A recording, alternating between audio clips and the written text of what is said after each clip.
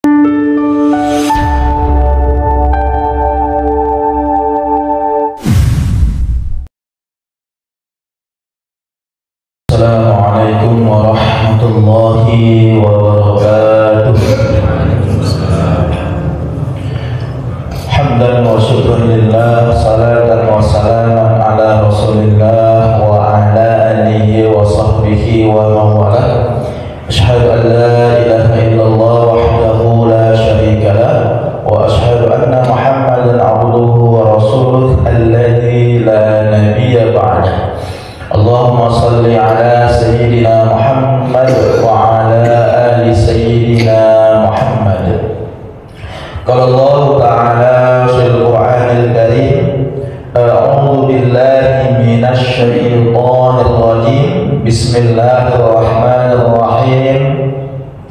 Ya ayyuhalladzina amanu taqullaha haqqa tuqatih wa la tamutunna illa wa antum muslimun. Wa qala an-nabiy sallallahu alaihi wasallam, inna awwala ma yuhasabu bihi al-'abdu yawmal qiyamah min 'amalihi salatuh. Shadaqallahul 'azim wa sadaqa rasuluhun nabiyul karim wa nahnu 'ala dzalika minasy syahidin wasyakirin. Alhamdulillahi rabbil alamin. Jemaah salat subuh Masjid Al-Hikmah komplek depan Taman Sari yang insyaallah dimuliakan Allah Subhanahu wa taala. Alhamdulillah, bersyukur kita kepada Allah di Ahad subuh yang penuh dengan keberkahan ini. Allah Subhanahu wa taala masih banyak memberikan nikmatnya kepada kita semua. Nikmat iman, nikmat Islam, dan nikmat kesehatan. Dengan ketiga nikmat itu kita dapat melaksanakan semua aktivitas kita sampai pada Ahad pagi ini.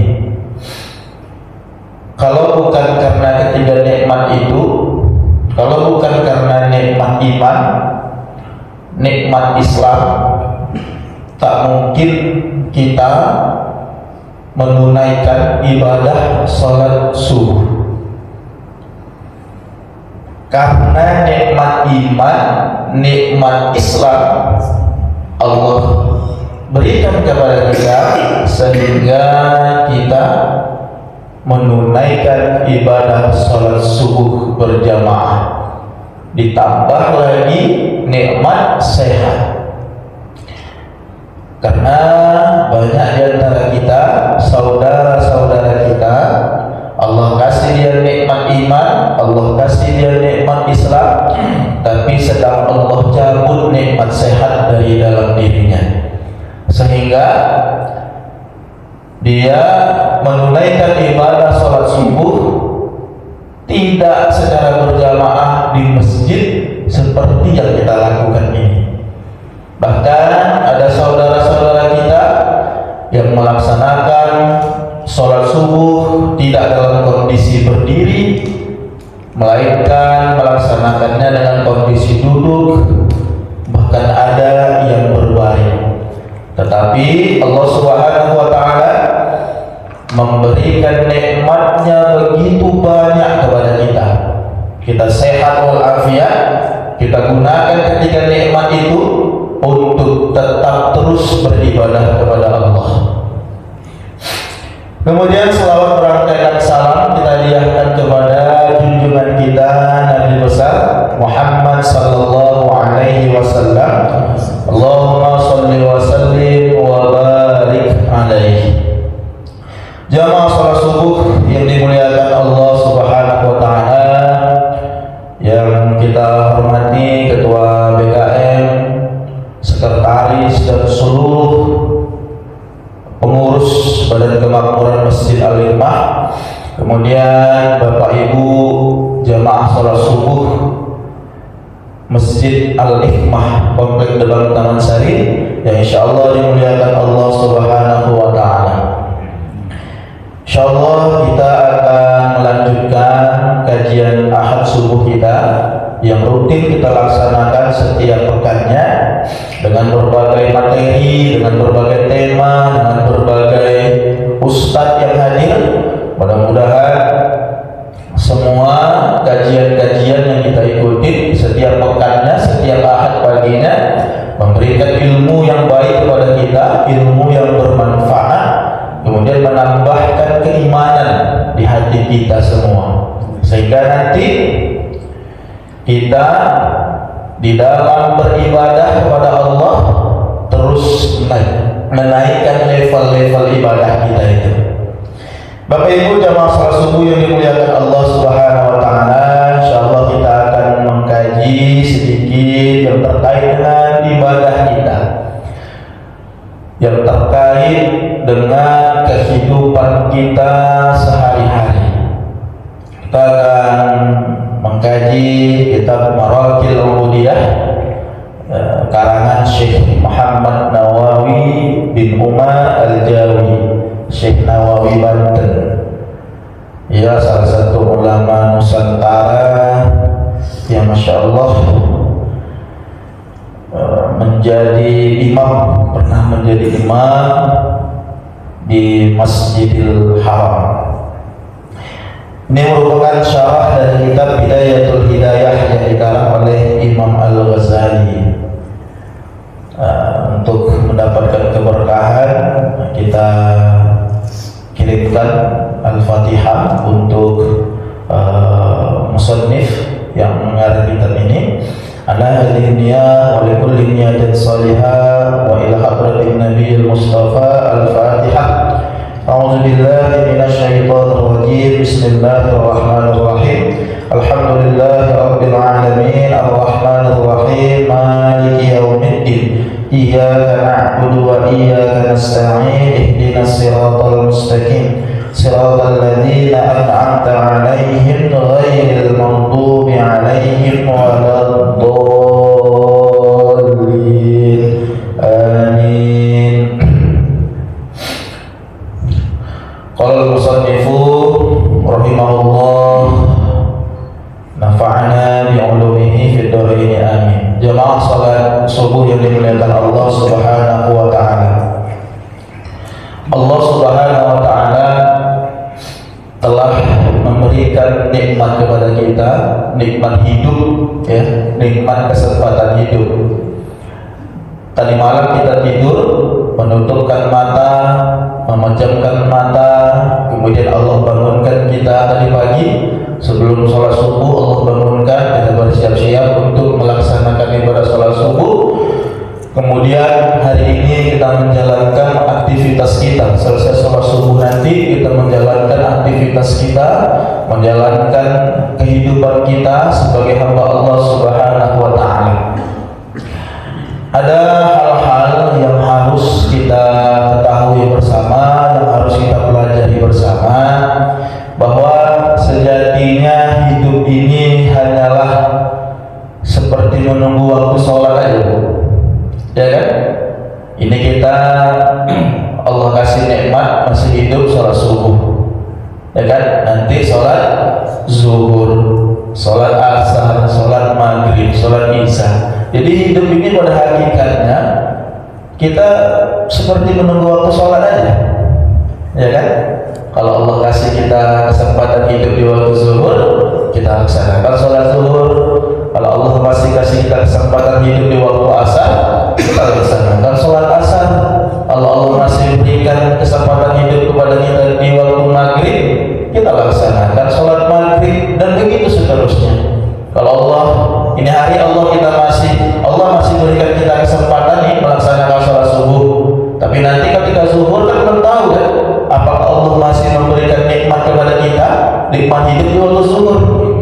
Nah, makanya sejatinya hidup ini ya seperti menunggu waktu sholat aja.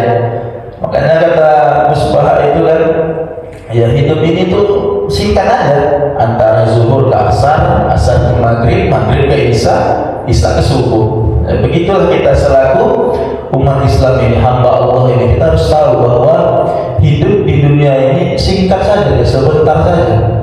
Maka karena hidup di dunia ini singkat, cepat dia berjalannya, maka jangan sampai sesuatu yang singkat itu, yang cepat berjalan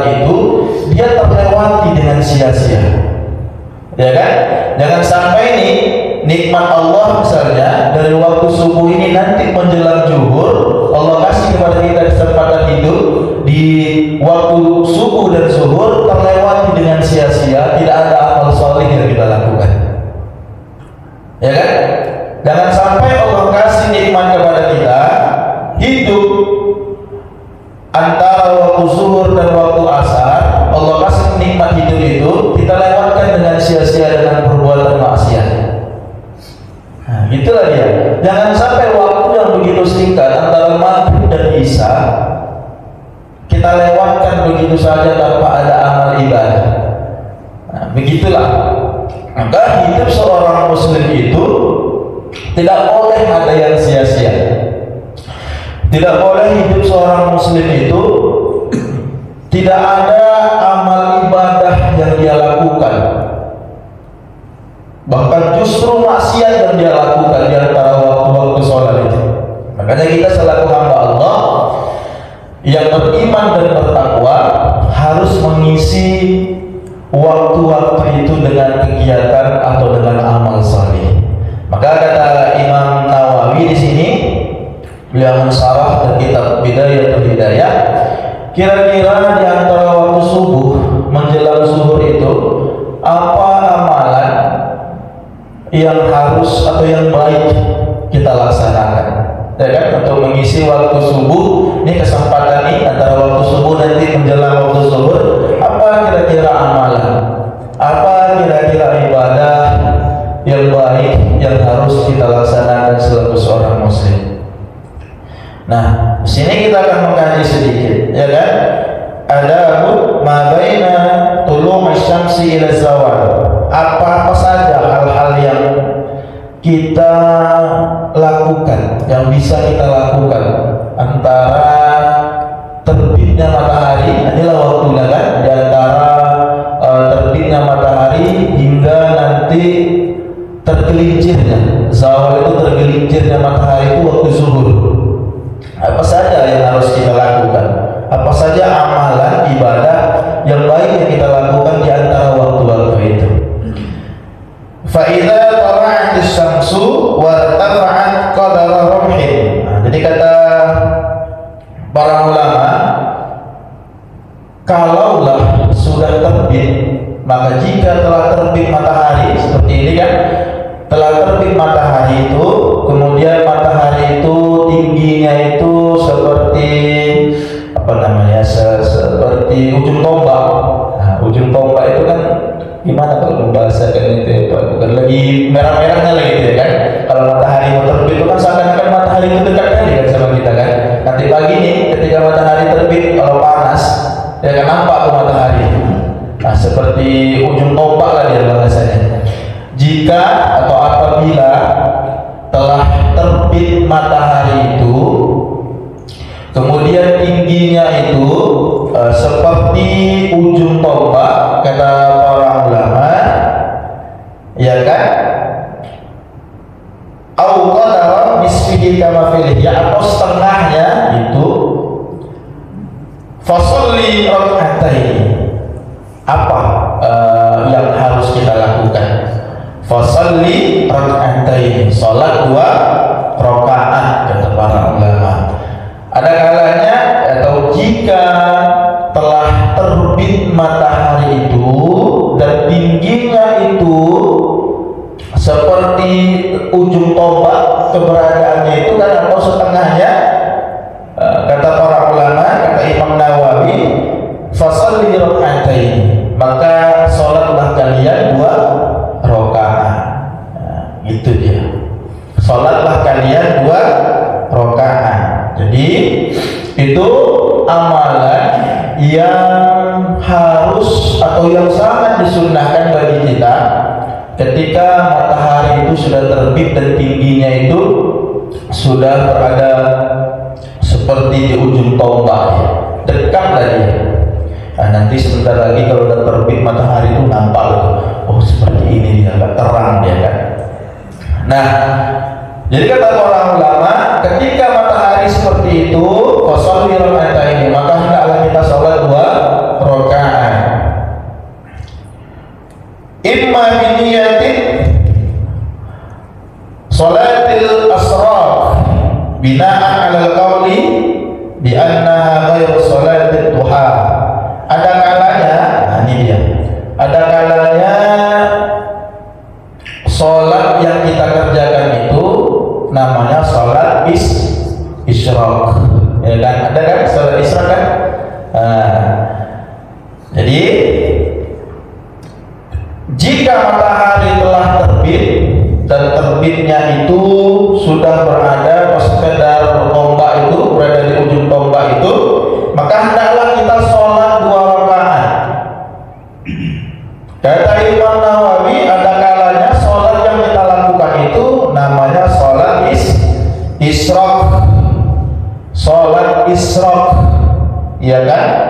sholat isyraq, sholat yang dilakukan pertama kali ketika matahari itu telah terbit. Nah, sholat isyraq berdasarkan pendapat para ulama yang mengatakan sholat isyraq itu berbeda dengan sholat duha. Jadi para ulama itu dia berbeda pendapat. Nah, disering kan? Nah, jadi para ulama itu nanti terbagi dua dia. Ada yang mengatakan sholat isyraq itu adalah sholat tersendiri, berbeda dengan sholat duha. Tidak sama dia. Sholat isyraq sholat yang tersendiri, sholat duha adalah sholat yang tersendiri. Jadi ada kalanya sholat 2 rakaat yang kita lakukan itu, kata Imam Nawawi, namanya adalah sholat isyraq bagi mereka yang berpendapat bahwa sholat isyraq itu berbeda dengan sholat duha. Atau audinnya duha binaan ala annaha hiya wa huwa al-mu'tamad, atau berniat melaksanakan ibadah sholat duha bagi mereka yang berpendapat bahwa sholat isyraq itu adalah sholat duha. Jadi Bapak Ibu sekalian, ketika matahari terbit maka disunahkan kita untuk melaksanakan sholat 2 rakaat. Boleh sholat itu namanya sholat isyraq atau sholat duha, ya kan? Sholat duha. Sholat isyraq bagi yang berpendapat beda antara sholat duha atau langsung sholat duha bagi yang berpendapat bahwa sholat isyraq itu adalah sholat duha. Kata Imam An-Nawawi rahimahullah ta'ala,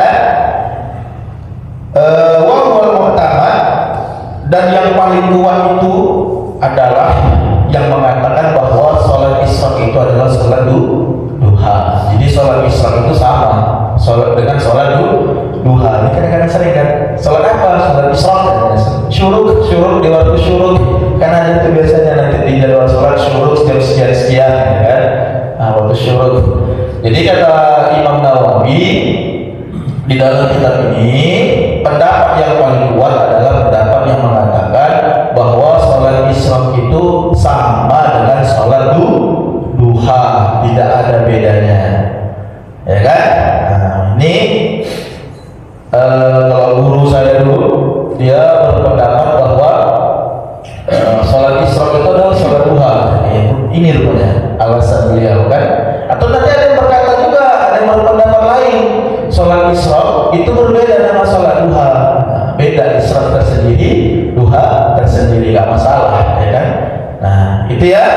Jadi ketika matahari terbit, ya kan, dan terbitnya seujung tombak tadi, maka disunahkan kita melaksanakan sholat 2 rakaat, dan sholat itu bisa dilakukan atau dinamakan dengan sholat isyraq atau juga dengan sholat duha. Yang paling kuat mengatakan adalah sholat duha. Sholat isyraq itu sama dengan sholat duha. Dalilnya faqad rawa Ali radhiyallahu anhu annahu sallallahu alaihi wasallam kana yusalli duha 6 raka'atin fi waqtaini, bahwasanya Nabi saudari Sayyidina Ali radhiyallahu anhu, bahwasanya Nabi sallallahu alaihi wasallam itu dia melaksanakan sholat duha 6 raka'atin, 6 rakaat, ya kan? Fi waqtaini, di dalam 2 waktu. Nah, ini ya.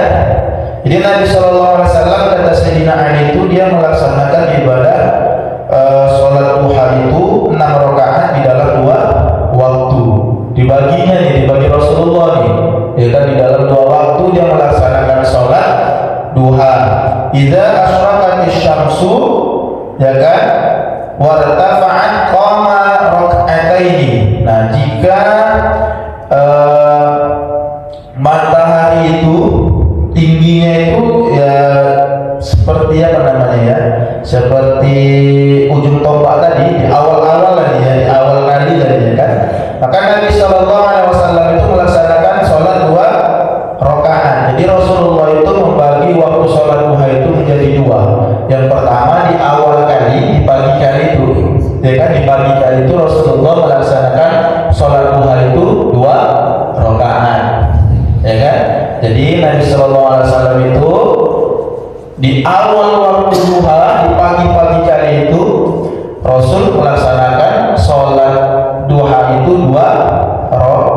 rakaat. Kemudian wa idam basatatis syamsu wa kanat fi rubu'is samai min janibis syarqi shalla arba'an.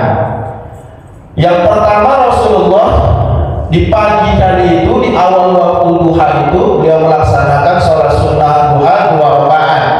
Kemudian nanti ketika matahari itu sudah berada di seperempat antara waktu duha dan zuhur, dan naik lah kan, waktu matahari itu sudah naik, ya kira-kira itu di sekitar waktu jam 10 gitu kan, jam 10 ke jam 11, maka Rasul sholat lagi dia 4 rakaat. Itu Rasulullah itu. Jadi nggak sekaligus ya kan?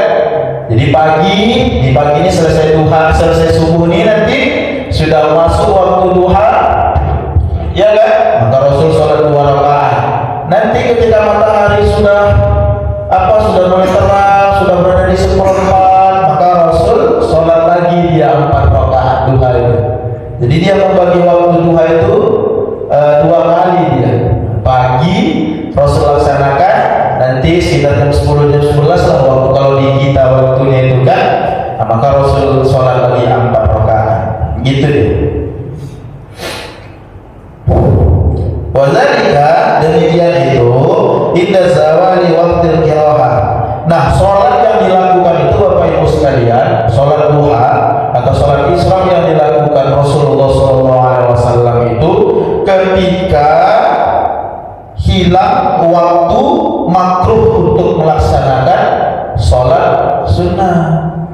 Nah, ini perlu kita ketahui. Karena apa? Karena tidak ada sholat sunnah setelah sholat subuh. Nah, tadi kita sebelum melaksanakan ibadah sholat subuh ada namanya qobliyah subuh. Tapi selesai sholat subuh tadi tidak ada kan kita melaksanakan ibadah sholat sunnah lagi kan? Tidak ada kan sunnah ba'diyah subuh kan? Nah, jadi sholat sunnah yang dilakukan Rasulullah ini ketika hilang waktu yang dimakruhkan untuk melaksanakan ibadah sholat. Jadi waktu yang dimakruhkan untuk melaksanakan ibadah sholat itu adalah ketika selesai sholat subuh sampai nanti terbitnya matahari, tulu'us syamsi. Nah, kapan kita baru boleh melaksanakan ibadah sholat sunnah? Ketika tulu'us syamsi, terbit matahari itu, telah terbit matahari itu. Nah, disitulah kita baru boleh melaksanakan ibadah sholat sunnah. Kalau belum masuk, belum terbit matahari, ya kan, baru selesai imam salam, doa dan sebagainya, kita langsung sholat sunnah. Nah, itu waktu-waktu yang diharapkan. Tidak boleh dia, tidak boleh melaksanakan ibadah atau tidak boleh melaksanakan sholat sunnah setelah waktu subuh sampai nanti terbit matahari. Nah, ini paling penting kan. Makanya tidak ada sholat sunnah ba'diyah subuh. Sesoleh-soleh apapun dia Pak, ya kan, serajin-rajin apapun dia ibadah kan, tak boleh itu. Tak boleh. Aku sholat sunnah ba'diyah subuh lah, tak boleh. Nggak ada sholat sunnah ba'diyah subuh, ya kan. Kalau qobliyah ada, qobliyah subuh, masya Allah luar biasa itu kan. Rakaataini qabla al-fajri, ya kan, 2 rakaat sebelum sholat subuh itu khairun minan dunya ma fiha, lebih baik daripada dunia dan seluruh isinya, sabda Rasulullah SAW. Luar biasa. Tadi kita sudah melaksanakan sholat sunnah subuh 2 rakaat qabliyah, itu lebih baik daripada dunia dan seluruh isinya. Wah, luar biasa itu kan. Kira-kira apa yang lebih baik daripada dunia dan seluruh isinya ini kan Pak, Bu, ya kan? Kalau kita hitung-hitung, ya kan, hanya melaksanakan sholat sunnah qobliyah subuh, pahalanya itu lebih baik daripada seluruh dunia, lebih baik daripada dunia dan seluruh isinya, kata Rasulullah. Kadang-kadang kita membayangkan sholat sunnah qobliyah subuhnya saja seperti itu pahalanya kan, lebih baik daripada dunia dan seluruh isinya, itu sunnah. Apalagi yang wajib melaksanakan sholat subuh. Tak terbayang lagi kita itu bagaimana pahalanya itu, Bapak Ibu sekalian. Masya Allah kan. Masya Allah kan? Kalau masalah sunnahnya ada, kan logikanya gitu kan. Kalau masalah sunnah qobliyah subuh saja lebih baik daripada dunia dan seluruh isinya, kata Rasulullah, apalagi dengan salat subuhnya yang wajib, lebih daripada itu pahalanya. Kalaulah pahalanya sebesar itu Pak, Bu, kira-kira kalau meninggalkan sholat subuh dosanya besar atau tidak Bu? Besar sekali kan? Besar sekali meninggalkan ibadah sholat subuh itu. Dingin ya? Kena asik gitu kan? Kalaulah pahala sholat sunnah qobliyah subuh, pahala sholat subuh luar biasa besarnya, otomatis meninggalkan sholat subuh juga besar pahalanya dan besar dosanya. Itu dia. Makanya jangan main Pak, jangan main-main kita dengan sholat, ya kan? Kenapa? Karena kata Rasulullah SAW, inna awwala ma yuhasabul abdu ma yuhasabu bihi al-abdu yawmal qiyamah min amalihi salatu. Karena yang pertama kali nanti dihisab Allah Subhanahu wa taala di yaumil qiyamah apa? Dari amal kita, yaitu salat. Maka jangan pernah main-main kita dengan salat, ya kan? Yang pertama, inna awwala, sesungguhnya yang pertama kali ma yuhasabu bihi, yang dihisab Allah Subhanahu wa taala itu nanti di yaumil qiyamah dari amal kita adalah salat. Kata Rasulullah sallallahu alaihi wasallam, fa in saluhat faqad aflah wa anjah. Maka jika bagus, baik sholatnya, baguslah semuanya itu, kata Rasulullah SAW. Tapi kebalikannya, kalau sholatnya rusak, maka rusaklah itu. Jadi itu peringatan dari Rasulullah SAW, Bapak Ibu sekalian, bahwa sholat ini adalah amalan yang pertama kali nanti dihisab. Maka jangan pernah main-main kita dengan ibadah sholat ini. Kalau dulu di waktu muda mungkin kita masih sering meninggalkan ibadah sholat, maka di waktu-waktu senggang ini kita kodolah sholat-sholat yang tinggal itu, ya kan? Kodolah sholat-sholat yang tinggal itu, sholat wajib yang tinggal itu yang kita lakukan di kodo. Setelah kita melaksanakan sholat wajib, ya kan, kodolah. Misalnya kita selesai melaksanakan sholat isya, ya kan, kodolah sholat isya kita yang dulu yang pernah tinggal itu. Karena dalam mazhab Syafi'i ada namanya kodo sholat. Kita kodo, kita ganti, berdoa kita kepada Allah, mudah-mudahan Allah ampunkan dosa-dosa kita yang lalu yang meninggalkan ibadah sholat 5 waktu itu. Berbeda dengan ibu sekalian, ada dia memang kekhususan, ya kan? Ada masa-masa dia libur, ya kan? Selama seminggu lebih, nah, begitu. Tapi kalau kita ini Pak yang laki-laki, Pak, mana ada masa libur kan? Ada masa libur kita mana ada kan Pak? Nggak ada kita masa libur. Terus kita beribadah kepada Allah, terus kita melaksanakan sholat, terus kita nanti ketika Ramadan kita melaksanakan ibadah puasa. Beda dengan ibu-ibu sekalian. Nah, jadi 2 rakaat yang kita lakukan tadi, sholat sunnah yang kita lakukan tadi, yang dilakukan Rasulullah SAW tadi adalah sholat yang dilakukan ketika hilang waktu makruh untuk melaksanakan ibadah sholat, ya itu. Nah, kemudian dijelaskan juga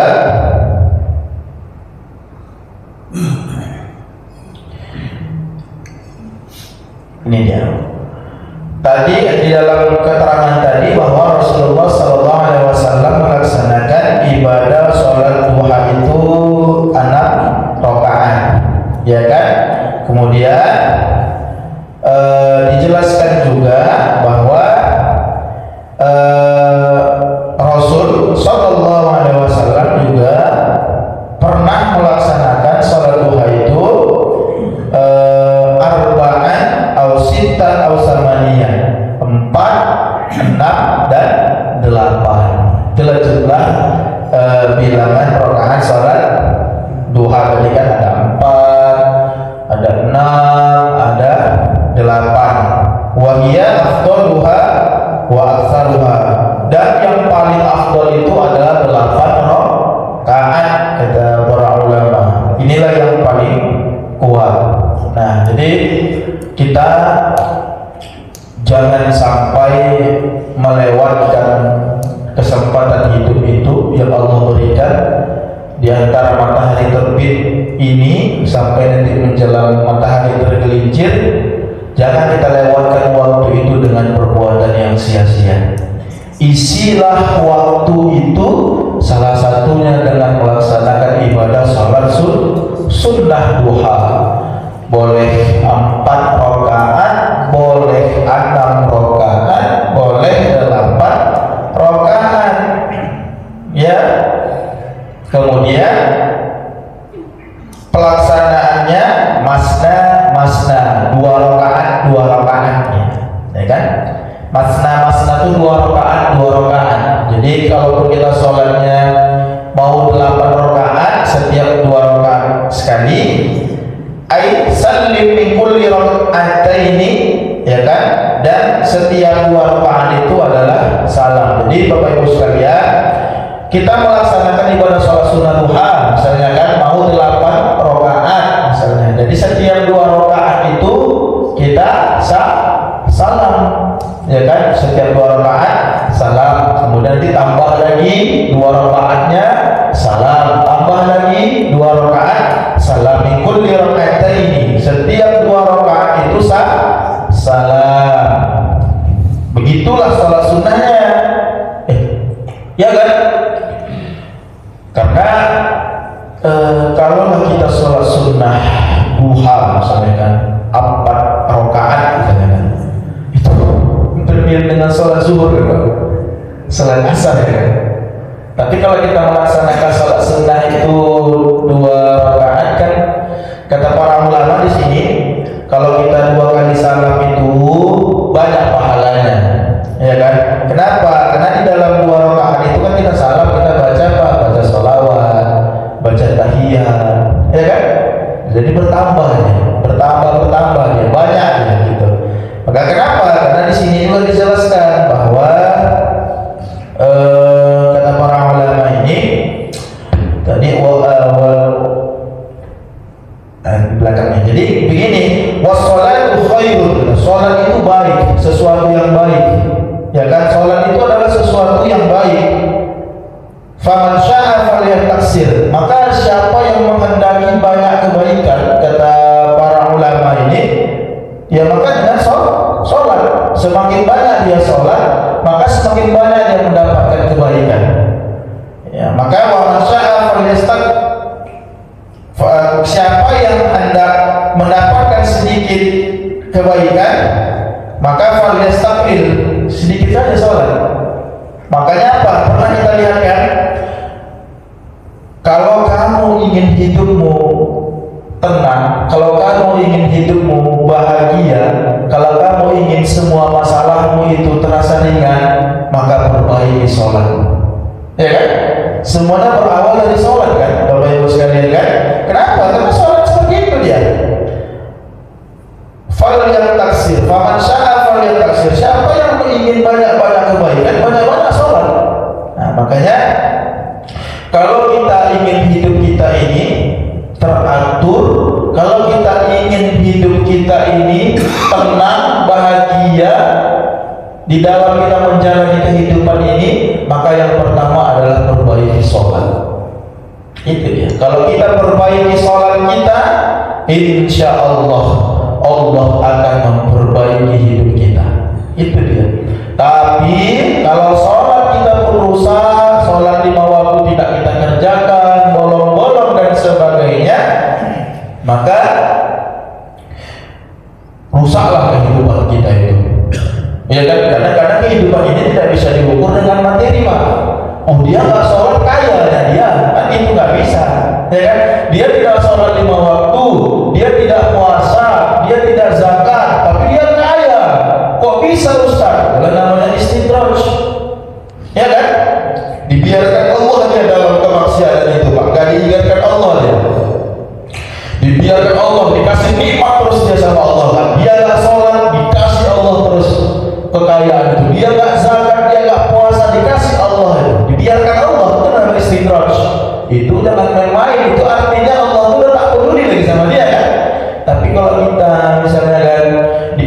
diingatkan Allah, ya kan? Masih diingatkan Allah Subhanahu wa taala, dikasihnya sedikit ujian, terus kita kembali kepada Allah, kita sholat, itu tandanya Allah sayang sama kita, kan? Ya kan? Allah kasih kita ujian nih, Allah kasih kita ujian, terasa berat sekali kehidupan kita ini, terasa berat kali ujian yang sedang kita hadapi ini. Berwudu kita, ambil wudu kita, kemudian sholat kita 2 rakaat, mengadu kita kepada Allah, itu tandanya Allah sayang sama kita.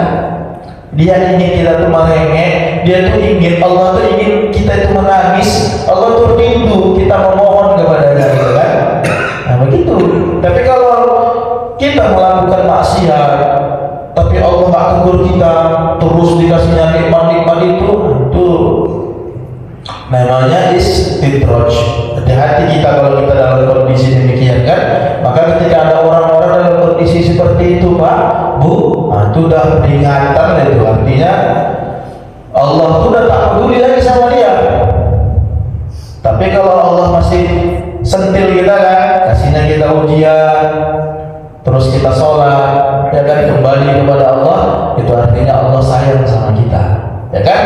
Makanya sholat itu adalah sesuatu yang baik, ya kan, keadaan yang paling baik. Maka siapa yang ingin mendapatkan banyak kebaikan, maka laksanakan sholat, perbanyak sholat sunnahnya. Kalau dia ingin mendapatkan banyak kebaikan, kalau dia tidak ingin mendapatkan banyak kebaikan, maka sedikit saja melaksanakan sholat itu, ya kan? Kenapa? Malam tadi misalnya, kan, di saat semua orang tidur terlelap, kita bangun malam, kita sholat tahajud, ya kan? Itu kira-kira sama atau tidak dengan orang yang tidak melaksanakan sholat tahajud? Tidak sama, kan? Kenapa? Karena kita sudah mendapatkan kebaikan atau pahala dari melaksanakan ibadah sholat tahajud. Tapi orang yang tidak mengisi waktu malamnya tadi dengan melaksanakan ibadah sholat tahajud, meskipun tidak berdosa, tapi kan tidak dapat pahala melaksanakan ibadah sholat tahajud tadi, kan? Begitu. Nah, sama atau tidak kita tadi melaksanakan sholat sunnah qabliyah subuh dengan mereka yang tidak melaksanakan sholat sunnah qabliyah subuh? Tentu tidak sama. Kita dapat pahalanya, mereka yang tidak melaksanakan tadi tidak dapat. Nah, gitu kan? Inilah yang dikatakan oleh para ulama itu. Kalau kita ingin hidup kita ini baik, mendapatkan banyak kebaikan, laksanakan sholat, perbanyak sholat itu. Kalau kita tidak mau, ya maka kurang-kuranglah ibadah sholat sunnah itu. Siapa yang rugi? Kita juga yang rugi, kan? Meskipun tidak berdosa, tapi kan rugi rasanya, kan? Orang lain dapat pahala lebih baik daripada dunia dan seluruh isinya karena dia melaksanakan ibadah sholat sunnah qabliyah subuh. Kita tak dapat, ya kan? Karena kita tidak melaksanakan ibadah sholat sunnah qabliyah subuh. Nah, makanya itu tadi, kalau kita ingin kebaikan di dalam hidup kita, perbanyak sholat kita, perbanyak ibadah sunnah-sunnah kita itu, kan? Sholat duha ini seperti inilah, kan? Waktu ini nanti menjelang atau sampai nanti berakhirnya tergelincirnya matahari, isi waktu itu dengan ibadah, laksanakan sholat sunnah duha, ya kan? 4 rakaat, 6 rakaat, 8 rakaat, ya kan? Setiap sholatnya, setiap 2 rakaatnya kita salam, ya kan? Nah, begitulah kehidupan seorang mukmin itu, Bapak Ibu sekalian. Tidak ada yang sia-sia. Hidup seorang mukmin itu tidak ada yang sia-sia. Tidak ada yang berjalan, yang melewati dirinya itu dengan sesuatu yang sia-sia, ya kan? Nah, kemudian di dalam melaksanakan ibadah sholat sunnah duha itu, nah ini deh, kan, wa dzakara as-Suyuti anna al-afdala an yaqra al-insan fi rak'atin al-awwal minha ba'dil Fatihah surah wa syamsi, ya kan? Jadi ini Bapak Ibu sekalian, di dalam sholat sunnah sunnah itu kata Imam Asy'uti yang paling afdal itu di rakaat pertama kita membaca surah Asy-Syams, ya kan? Wasyamsi wa duhaha. Itu yang paling utama. Bitamamiha kata Imam Asy'uti. Kemudian wa fitsaniyah, ya kemudian di rakaat kedua setelah Al-Fatihah itu surah Ad-Duha, ya kan? Jadi di rakaat pertama kita membaca surah Asy-Syamsi setelah Al-Fatihah, kemudian di rakaat kedua kita membaca surah Ad-Duha setelah membaca Al-Fatihah, ya kan? Itulah yang paling utama kata Imam Asy'uti, bacaan ketika melaksanakan ibadah salat sunnah duha. Tetapi tadi Imam Asy'uti dia mengikuti pendapat dari Imam Ibnu Hajar, ya kan? Tetapi lakin al-Ramli, kata Imam Ramli, kan kadang-kadang nggak semua orang kan hafal surah Asy-Syams. Misalnya kan, karena kan lumayan panjang juga itu Pak, nggak dapat dia. Jangan gara-gara tak dapat surah Asy-Syams dan Ad-Duha tak sholat sunnah duha dia kan tak dapat takut. Karena katanya kan rakaat pertama baca surah Asy-Syams, rakaat kedua baca Ad-Duha. Aku tak hafal, katanya tak sholat aku sholat sunnah duha tadi. Oh tidak, ya kan? Kata Imam Ramli, annahu yaqra'u fi rakaati al-awwal, di rakaat pertama itu kata Imam Ramli bisa membaca surah Al-Kafirun, ya kan?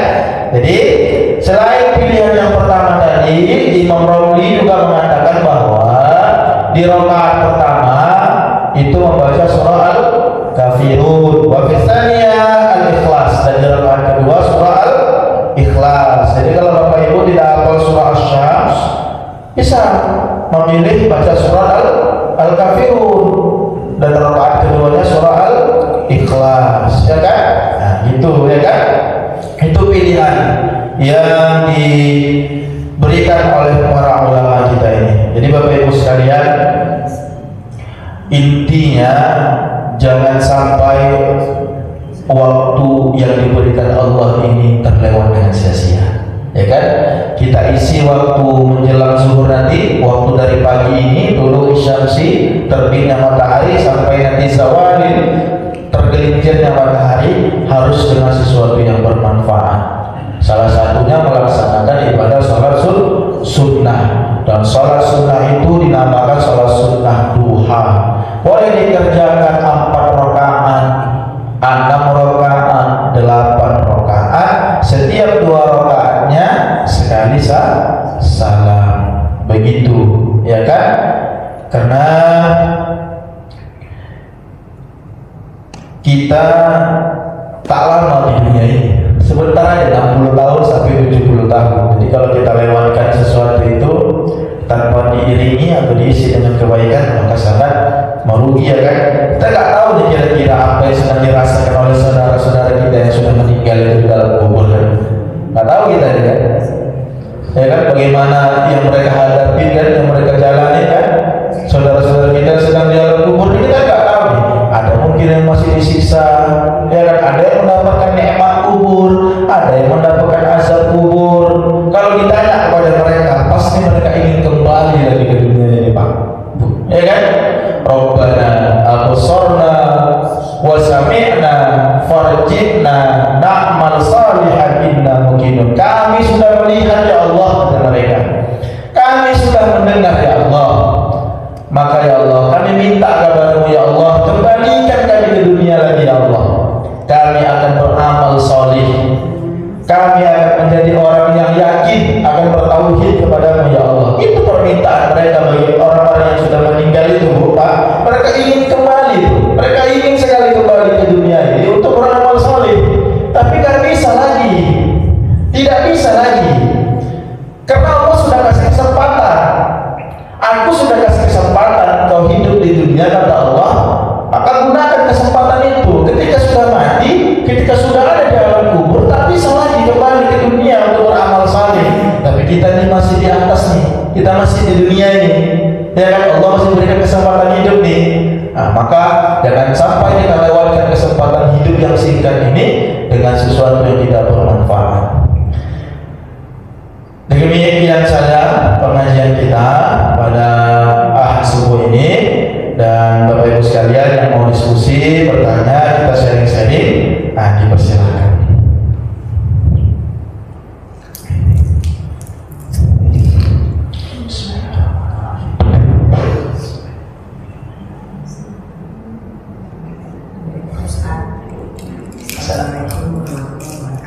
Waalaikumsalam warahmatullahi wabarakatuh.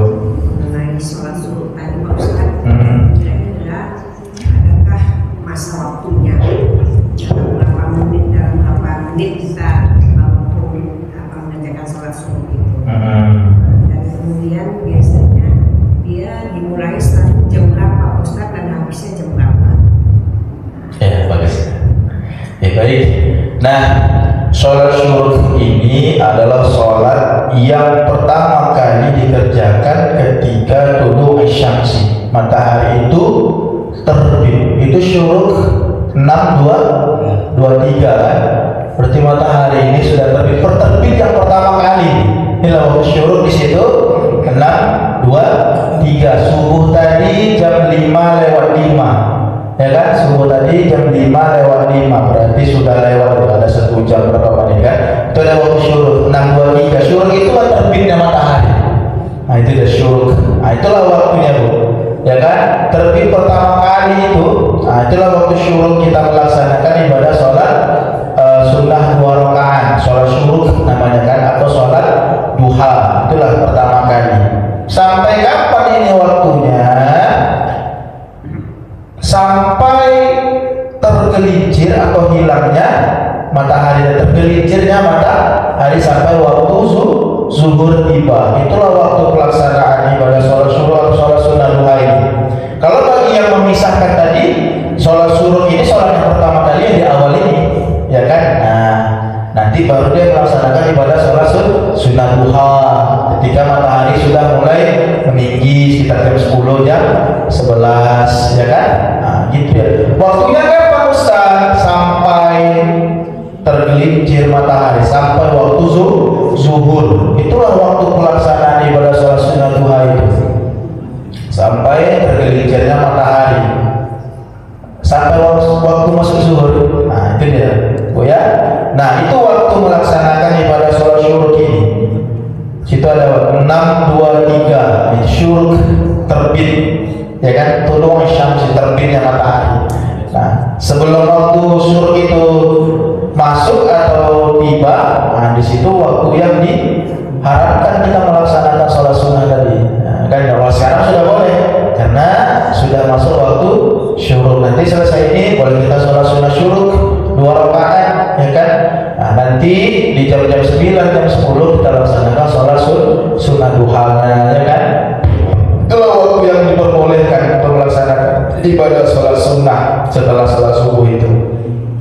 Nah, itu ya, Ibu, pertanyaannya tadi bagus ini, Masya Allah, ya kan? Itu waktu-waktu yang diperbolehkan, waktu-waktu melaksanakan ibadah sholat syuruk atau sholat duha sampai masuk waktu zuhur, ya kan? Panjang waktunya, panjang sekali waktunya juga. Maka rugi sekali kita kalau kita lewatkan waktu-waktu itu dengan sesuatu yang tidak baik, sesuatu yang tidak bermanfaat. Maka kita isi dengan ibadah-ibadah sunnah yang Allah dan Rasulnya anjurkan untuk kita. Bapak Ibu sekalian, demikian saja tadi kajian kita ya, sudah pukul 6.37. Mungkin kita ada kegiatan lain. Kita tutup dengan doa ya. Astaghfirullahaladzim, astaghfirullahaladzim, astaghfirullahaladzim, astaghfirullahaladzim. Alladzi la ilaha illa huwal hayyul qayyum wa atubu ilaih. A'udzu billahi minasy syaithanir rajim. Bismillahirrahmanirrahim. Alhamdulillahi rabbil alamin, wassalatu wassalamu ala asyrafil anbiya'i wal mursalin. Sayyidina wa maulana Muhammadin wa ala alihi wa ashabihi ajma'in. Allahumma ighfir lana dhunubana wa liwalidayna warhamhuma kama rabbayana Allah ya Tuhan kami, ampunkanlah dosa kami, dosa kedua orang tua kami ya Allah. Kasihilah mereka ya Allah, sebagaimana mereka mengasihi kami ya Allah di waktu kecil kami ya Allah. Ya Allah ya Tuhan kami, bila mana kedua orang tua kami sudah wafat ya Allah, kami meminta kepadamu ya Allah, lapangkan kuburnya ya Allah, terangkan kuburnya ya Allah, berilah dia ya Allah, berilah mereka ya Allah nikmat kubur ya Allah ya Tuhan kami, ampunkan dosa kedua orang tua kami ya Allah. Ya Allah ya Rahman ya Rahim, pagi ini kami ya Allah melaksanakan perintahmu ya Allah, melaksanakan ibadah salat subuh berjamaah, kemudian kami lanjutkan dengan kajian ya Allah, majelis ta'lim ya Allah, kami mengaji ya Allah, mempelajari syariatmu ya Allah, mempelajari agamamu ya Allah. Maka kami meminta kepadamu ya Allah, ridhoilah apa yang kami lakukan ini ya Allah.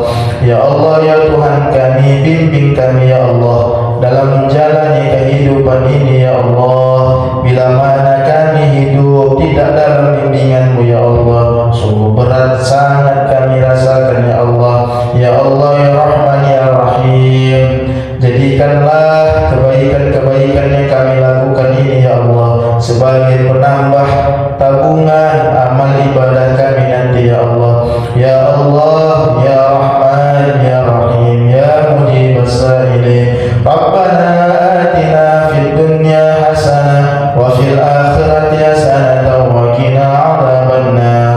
Wa sallallahu ala sayyidina Muhammad wa ala alihi wa sahbihi wa sallam. Subhana rabbika rabbil izzati amma yasifun wa salamun ala al-mursalin walhamdulillahi rabbil alamin. Astaghfirullahaladzim. Demikian kajian Ahad Subuh kita pada pagi hari ini. Lebih dan kurang saya mohon maaf, dan kepada